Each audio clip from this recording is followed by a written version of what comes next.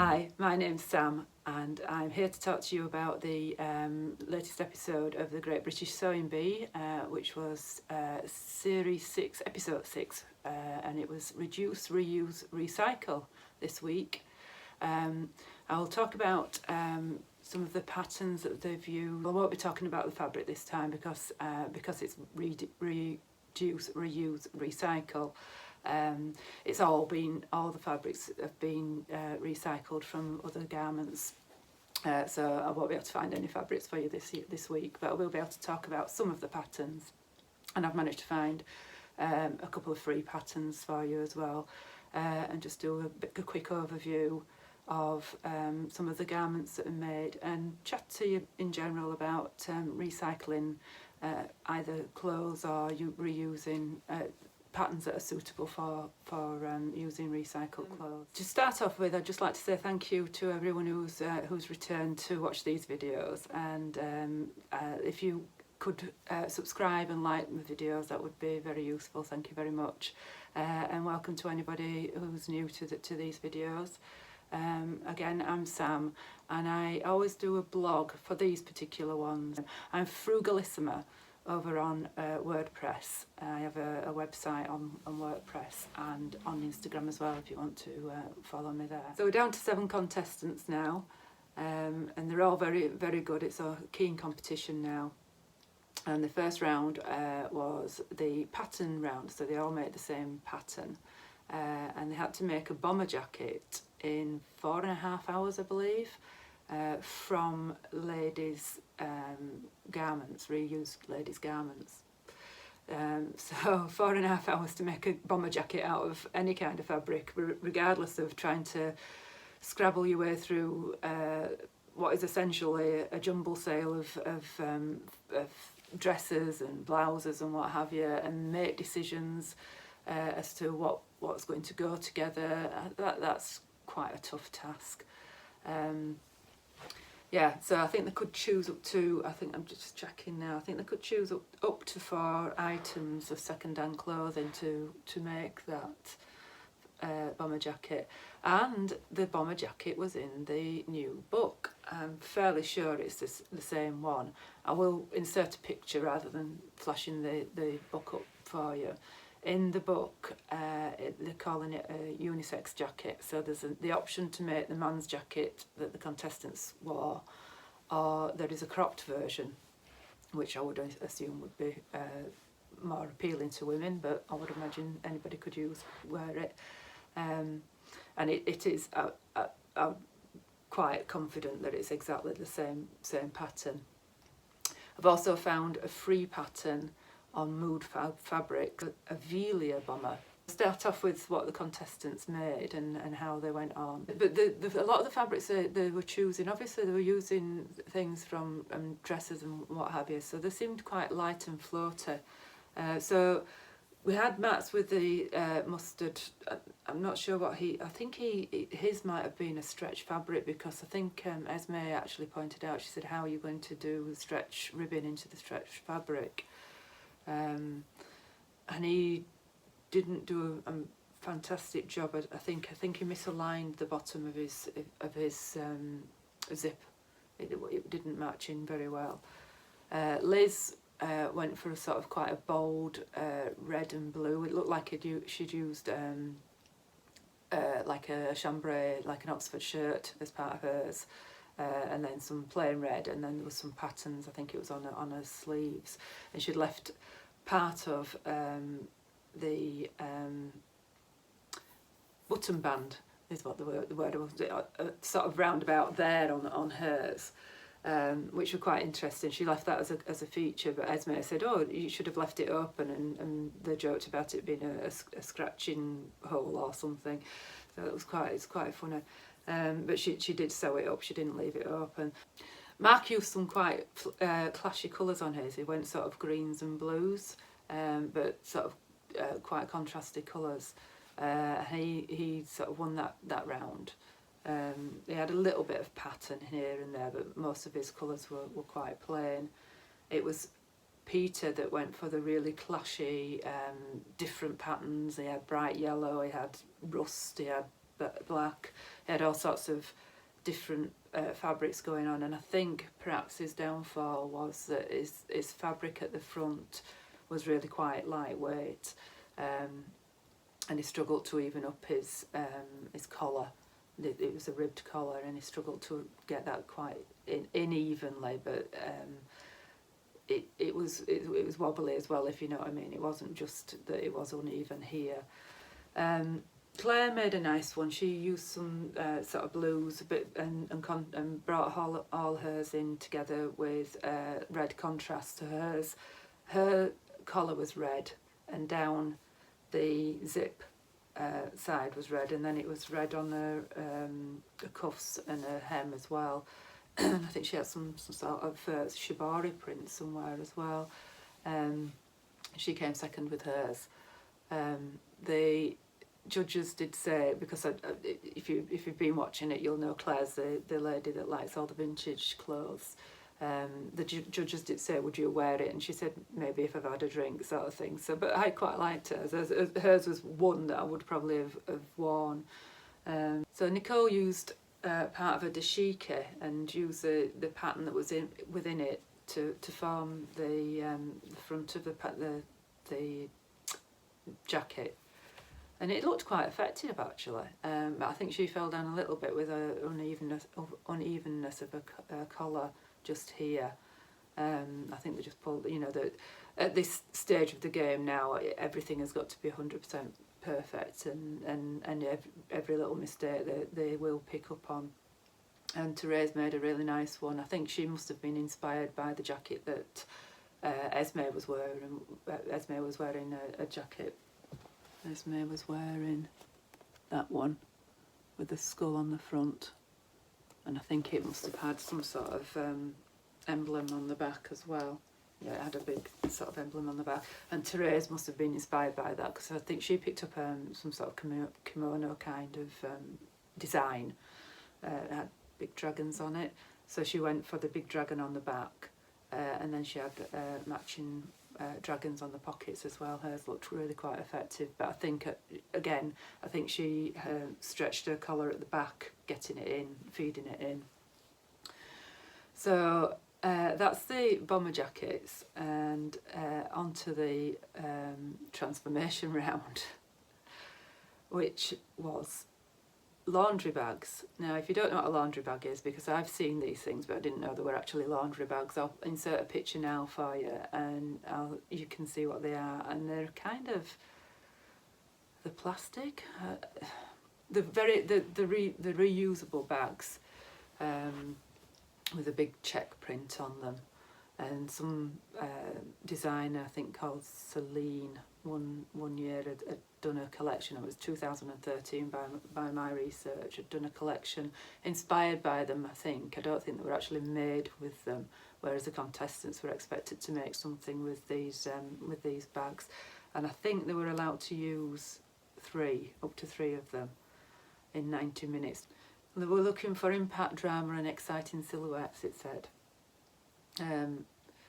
Yeah, I really would like to see something that people are actually going to wear. I mean, from the research, from what I can gather, they're looking for innovation and creativity in this round. They're not looking for great sewing skills. They're not looking for something that you can wear down to Tesco's. They are looking for the creative side of it, and it's interesting to see some of the contestants settling into the competition and making things that, such as Therese, I think she felt a little bit out of her depth with some of these 90-minute transformation challenges to start off with. But she actually made something really quite nice. I wouldn't say wearable in the fabric that she'd made it out of, but perhaps if she'd had the opportunity to construct it out of fabric that wasn't plastic, then it could have been quite wearable. So I think we had two dresses, 2 skirts, 2 coats, and a wedding dress out of that round. Now, in 90 minutes, what everybody came up with with that fabric, because I think it was one of Claire, I think it was Claire or Nicole who said how difficult it was actually to sew with, and I guess that's just a question of using the correct foot. In reality, you're not going to transform a bag for life, because the long and short of it is it's a bag for life. Why would you? But there is a lot of waste in the world. Patrick was saying that we've got 6 generations worth of clothing available on the planet at the moment, so you know, we need to think more about what is available and use it. I'm not suggesting you go out and transform your bags, but perhaps think about, you know, what you can use. And I suppose it would be a boring programme if they were upcycling old duvet covers and shirts and jeans every week, but I would like to see more wearable pieces. This is my personal opinion. It's not for everybody. I know a lot of people love the creativity of it. I'm a bit like this with cooking shows. I want to see something that I can recreate in a kitchen in the same way that I want to see something on a sewing show that I can recreate. I'm not watching a fashion show, I'm watching a sewing show, and I think that's the difference. It's not fashion runway or project runway or whatever they're called. So on to what the contestants, after that ramble, contestants actually did make. So Therese made a dress which she used the zips from the bag to make straps, and she had a couple of buttons at the front, and I think she put like a bustle at the back. And you did see her use the sewing machine, so it wasn't all just draped onto the dummy. I think she started by draping and then went back to the sewing machine. So back to Peter's Mac. So he made a Mac. He didn't put buttonholes on. He put a zip, a belt. He belted it, pockets. You know, he put a flap on his pocket. I mean, it was pretty good. And Nicole also made a coat which was a bit more avant-garde, a bit more, she had an obi belt on hers, and her pockets were at a slant, and I think she just used the colours a little bit more interestingly. And I think the judges were looking for the use of structure within, using the structure of the bags within the garments. So I think that's where where Peter fell down a little bit, but I'm not sure that they actually told them that, whether that was just something that they said off camera. So the skirts, both Liz and Claire made a skirt. Claire's was like, she was using trapezoids, so it was like it just stuck out at the hips and back in again. Very, very simple, but very effective, and I don't think I'd wear it because it was an unusual shape, but very neatly sewn. And bizarrely, the judges just said it was almost too neat. They were looking for something a bit more avant-garde, I suppose.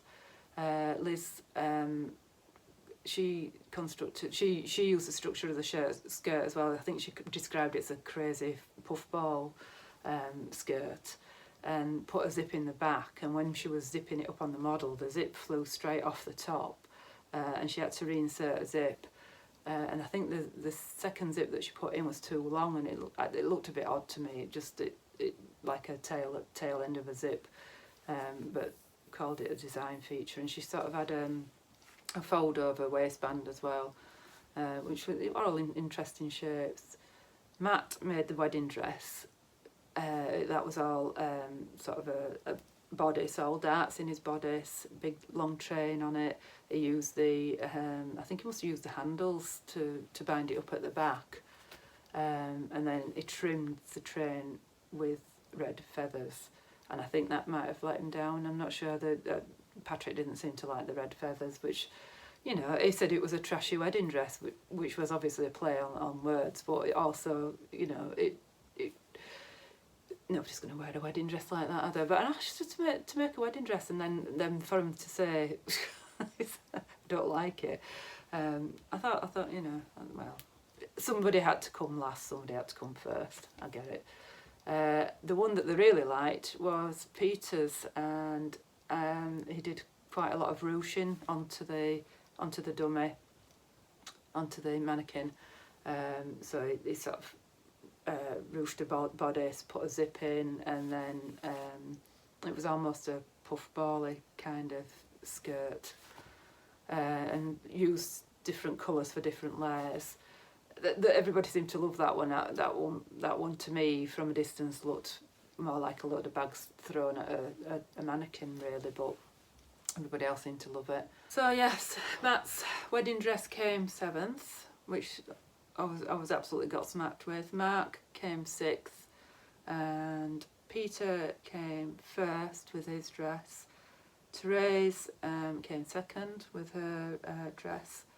Nicole came 4th with her coat, and Liz came 3rd with her skirt, and Claire came 5th with her sort of trapezoid skirt. So the made to measure round was knitwear, and we were using, they could use any amount of knitwear, the light, and it did specifically say jumpers and cardigans, so we're a little bit confused as to whether they meant knits as in like your pontes, they were able to use that, or whether it was specifically knitted things that looked like they were knitted garments, so like wools and what have you.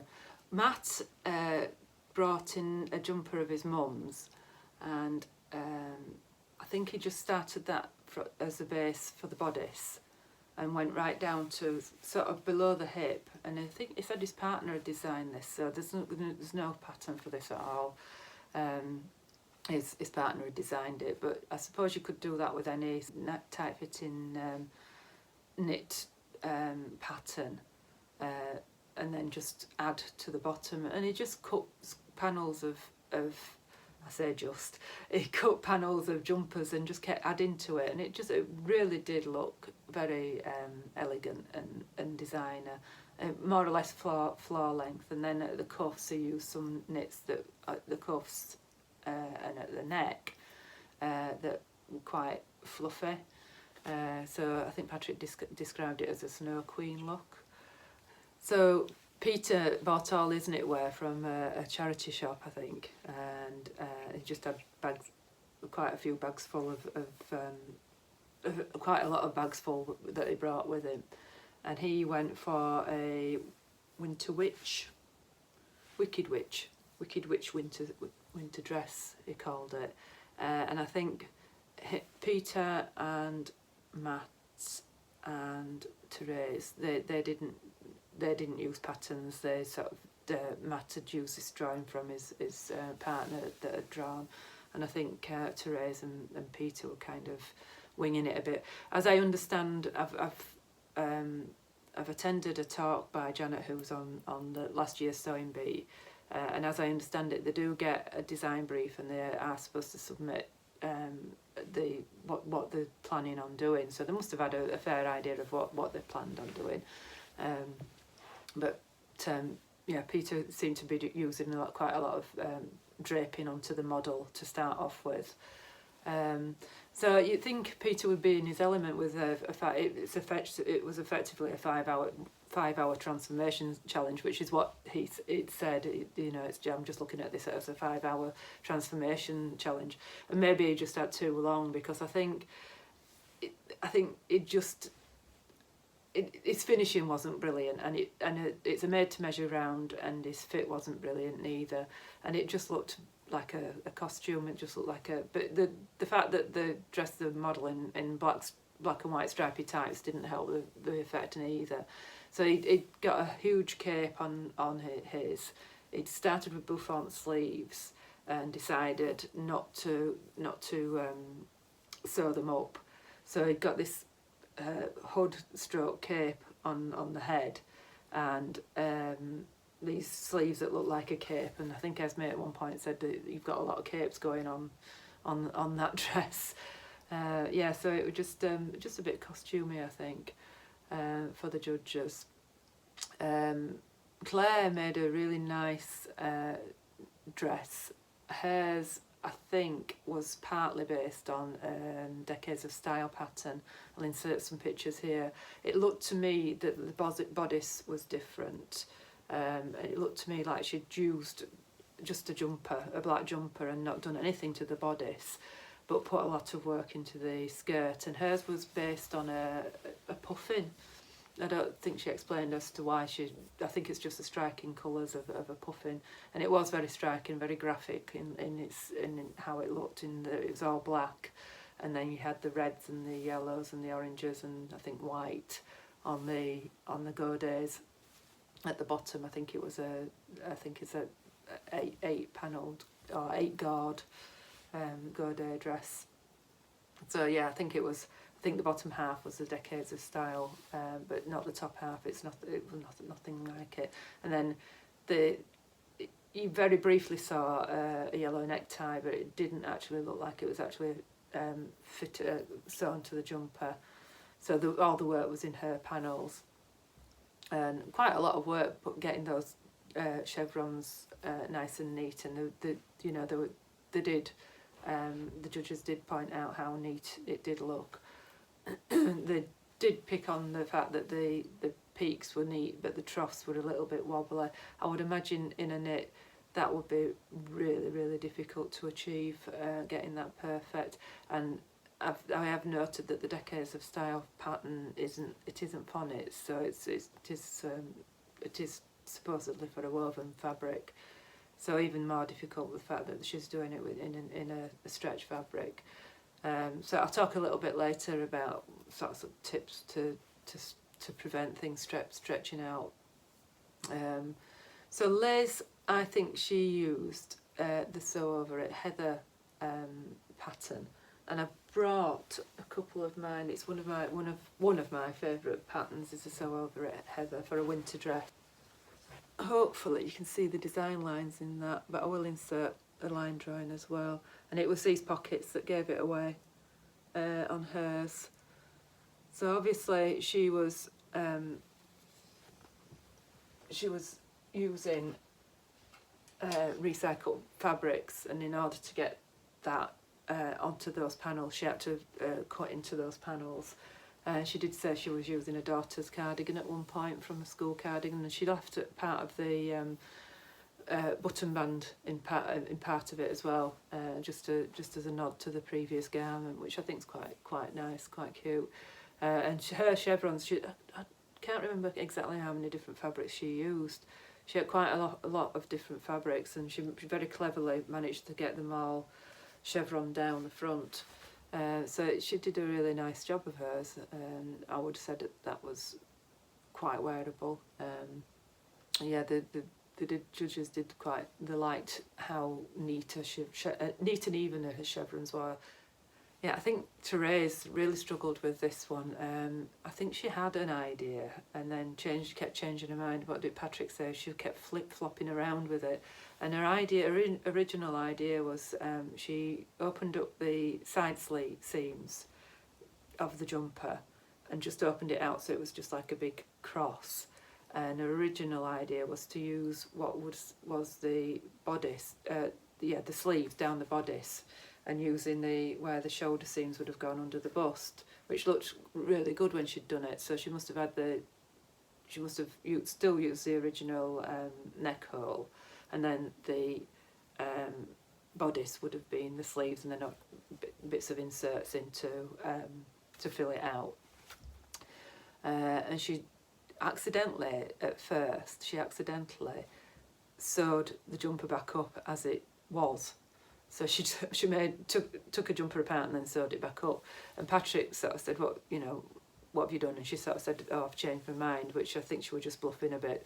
But she then decided that it wasn't going to be special enough to leave it like that, so unpicked it all.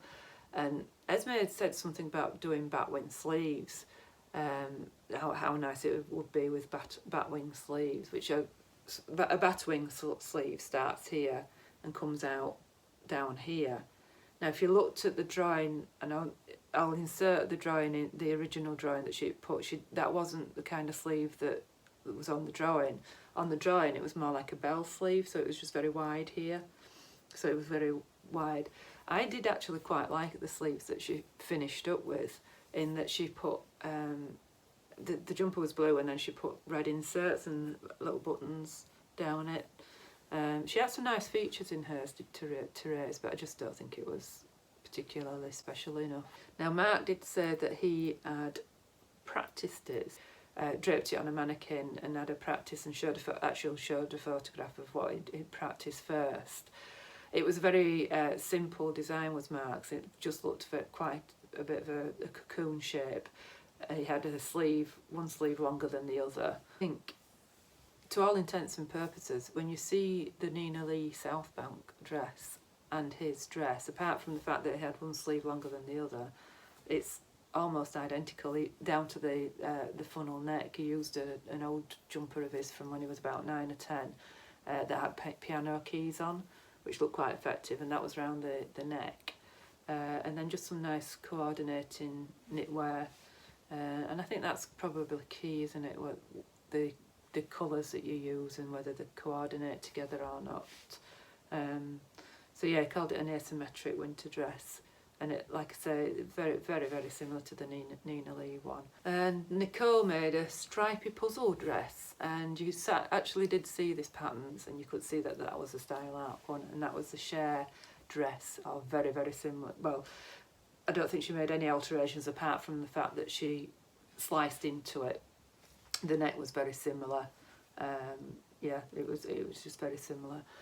And I'm getting back to my original point in that I'm pretty sure they said knitwear, and I'm pretty sure hers was more jerseys. If you looked close up at the fabrics, they did look much more stable knits, which was a lot easier to handle than what some of the other contestants used. So yeah, she must have met the brief, because she wouldn't have won Joint Garment of the Week. Her and Matt won Joint Garment of the Week. Patrick absolutely loved Nicole's. Esme preferred Matt's and said Nicole's looked a bit more high street, and it had a very sort of nod to Bowden, did Nicole's, I think, with all the placement of stripes and the yellow and the blue together. It was, I would have said, out of all of them, that one was wearable, and I would have said that Claire's was wearable too, and Mark's would have been as well. Matt's, everybody loved Matt's. It was beautiful, but for me it's not wearable because I don't have that kind of lifestyle. Simple as that, really. It's not that I didn't like the design, it's just that it doesn't fit into my lifestyle. So for my challenge this week, I decided that rather than make the heather dress, which I've got a pattern for, as it's a bit out of season for that. It's a pattern that I do love, but it is a bit out of season. I decided to make the bomber jacket because it was in the Sustainable Style book. So as I mentioned before, it's a unisex jacket. Now I think what I'm going to do is do a separate review of this, but very briefly show you what I've made. So I've made the cropped version out of this very funky sugar skull fabric. So you've got the collar and the zip and the cuffs, and I'm not that happy with it. I'll bob it on so you can see, and you can probably see why I'm not too happy with it. So it's a cropped version, and I'm not too bad with how long it is, it's just how big it is, really. And like I say, I will go through it properly in the review, and the cuffs just don't work at all. Lost an earring.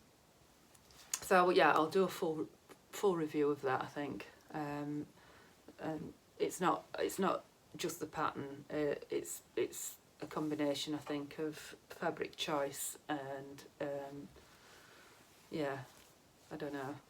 We'll see. I'll leave it at that. I'll do a full review of it later. It's too warm to wear today as well, so I'm taking it off. Yeah, I just want to finally leave with a few sort of tips about sewing with knitwear really. Tilly and the Buttons did a book maybe 2 years ago now called Stretch. So if you've never sewn with stretch fabrics, again, it's quite a good resource to use. Full of lots of hints and tips for sewing with stretch fabric. But you saw some of the contestants using a walking foot, and I think that just helps control, especially when you sew it, when they were sewing a lot of bias seams basically. Anytime you cut on your fabric like that, you're cutting on a bias seam, and that's always going to have a tendency to stretch out. And this is a knit stay tape, and you would use that generally if you were making a t-shirt with that's quite stretchy. You would generally put that in the shoulder seams, but I would recommend putting that on the stretch on anything that's bias cut as well. Also, you don't need an overlocker to sew with things like that. But going back to what I was saying about whether they were sewing with actual knitwear or whether they were sewing with knit fabric, knitwear, as soon as you cut into it, it's going to fray, especially if you cut into it on the bias. So you need to finish those seams off more or less straight away. So either overlock it, or you saw Claire on the programme doing a zigzag stitch. I would definitely recommend something like that just to stop it from fraying out and to control the fabric. So you really need to not pull at your fabric to stop it stretching out. And a walking foot, if you can afford one of these, is a godsend. And that is something that most machines, this is a universal one, it's not specific to my machine. Just what it does is feed the fabric through evenly. So usually with a sewing machine, the feed dogs are underneath, and they will feed your fabric through more quickly than the bottom fabric through more quickly than the top fabric, and a walking foot will prevent that from happening. So it feeds both fabrics through evenly. So instead of one piece of fabric sort of coming off a bit like that, it will keep them both together nice and evenly. And another one is your needle. You need to look at what kind of needle that you're going to use, and a stretch needle is always good for that. So yeah, always check what needles you've got in your machine. Your walking foot, and you did see Liz use these, and these are I think they're called quilting clips. You can buy these on more or less anywhere. I've got 2 different designs there. They're useful if your fabric's resistant to pins, or your fabric's too thick for pins. So yeah, they're quite useful to have. They don't stretch out your fabric so much neither. And when you're hemming a knit fabric, you don't want to really double hem. Oftentimes a pattern will say to fold it and then fold it over again, which is a double hem. Most of the time in a knit fabric it will cause too much bulk.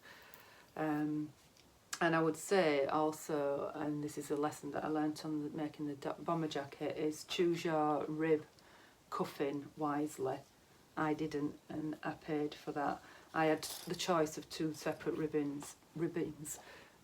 Just to reiterate, and I forgot to say this at the beginning, the challenge that I'm making myself is it is using fabrics and patterns that I already have. So the fabric that I used was some that I picked up maybe 2-3 years ago, and it wasn't the ideal. It wasn't the recommended fabric that was in the book, which is why I'm saying it wasn't just the fabric pattern. It was partly me, and the only ribbon I have a lot of ribbons, not ribbons, ribbings.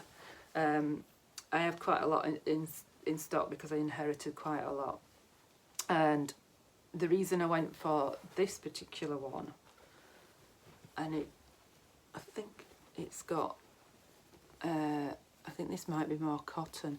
It doesn't have a brilliant recovery, but I went for this one because it was the longest one, and it's got markings on the back.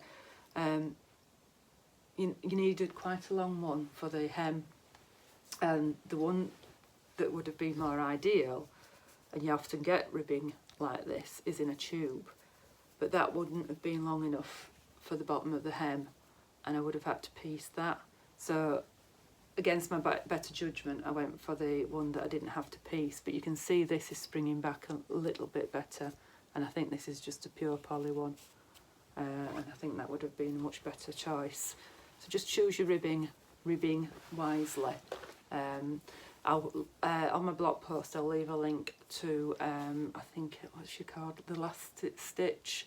She's called Johanna, and she's done quite a lot of like a lot of research into sewing with ribbing. If I'd read that before, I would have known what to do, but no, you can't treat it all the same. It's you need to do a bit of experimentation really before you embark on things like that.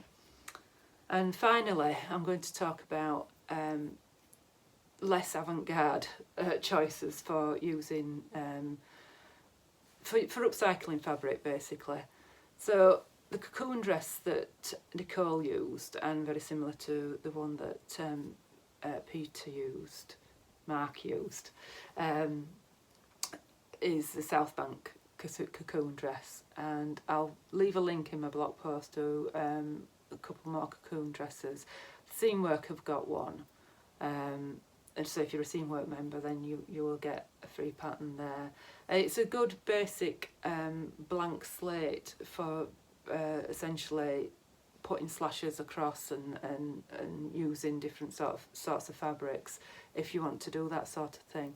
And the reason I wore this dress today is this is a woven, it's not a knit. Excuse me. And this is the So Essential. Light's blowing it out a little bit. I'll put a line drawing in it, but it's a So Essential everyday, she calls it an everyday denim dress. Made this about 4 or 5 years ago. And as you can see, it's all different fabrics. There's a different fabric on the back. Now it was a free pattern for the first couple of years. It's now paid, and it was just for single size. It's now multi-size, and it is a paid for pattern, but it's ideal for using up scraps or upcycling fabrics. These were just scraps. These fabrics were bought as remnants, made into something else, and then these are just what I had left, and they just went to, because I like blue, I just happened to have a lot of blue fabrics together. But any kind of pattern that's got lots of little pieces in is ideal for upcycling. And this is one that I did last year for last year's Great British Sewing Bee, and this is in the named clothing. I'm trying to think what the name of the pattern is. Is it the Ruska? Don't think it is. But that, again, you've got a piece there, a piece there, you've got the ruffle, another piece there, the back is another piece. So anything that's in pieces, and this was a maxi dress that I bought from a car boot sale, and when I got it home it had a really, really low back in it, and I knew I'd never wear it. So you got quite a lot of fabric in a maxi dress. So that would have potential for colour blocking because you've got all different pieces, but also it's good for if you don't want to colour block and you just want to use one single item like a maxi dress. You've got lots of little pieces that you can fit in here and there. So yeah, give it a go. It's good fun. I enjoy upcycling. I enjoy shopping in charity shops anyway. This was from a car boot sale, but I think other countries call them yard sales or whatever. But essentially, it's second hand. It's somebody else's cast off. It's saving it from landfill, and you have fun trying to fathom out how it's all going to fit on the fabric. So it's good. I enjoy the challenge of doing things like that. One last thing. So Laura at So Different, who designed this dress, although this one isn't free, if you go to her website, and I will leave a link, she has got a free 2-hour top, I think it's called. That's still free. It's still one size, but you could have fun using that. And she's got a blog post of how to use that as a base. So I think I'm going to leave that there. I think next week is, I don't know if they said it was Party Week or 1980s Week. I know that there was a lot of shoulder pads shown, so I think it must be 1980s. So yeah, I'm going to leave it there, and I will speak to you next week. Don't forget to like and subscribe. I'm still very new at this, and I'm sorry, I'm still doing a lot of ums and ahs and thinking about it, but I'm getting there. And yeah, so I'll speak to you next week. Thank you. Bye.